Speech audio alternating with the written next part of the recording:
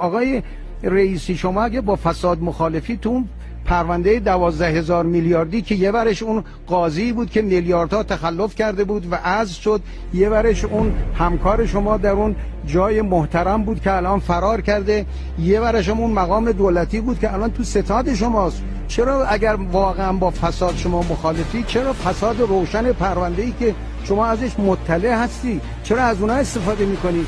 من نمیخواستم اینا رو بگم. ماجرایی که دیروز حسن روحانی به آن اشاره کرد دقیقاً چه بود؟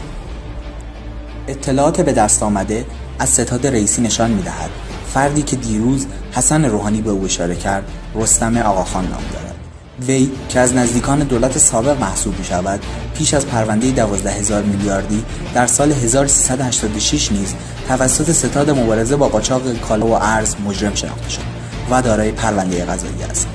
بررسی پرونده این مفسد کلان اقتصادی نشان می‌دهد که وی با تأسیس یک شرکت بزرگ، شرکت بهزیست بنیاد، تحت پوشش امور خیریه اقدام به قاچاق کالا می‌کرده است. این گزارش با مدیریت محمد رضا قلیزاده شیروان، سید رستم سید آقاخان و امیر قیصرزاده رسما متهمند که با اخذ وکالت از سازمان بهزیستی کشور انواع کالا را با عنوان کمک به محرومین و مددجویان بهزیستی و با معافیت 100% از پرداخت عوارض گمرکی وارد کشور می‌کرده است.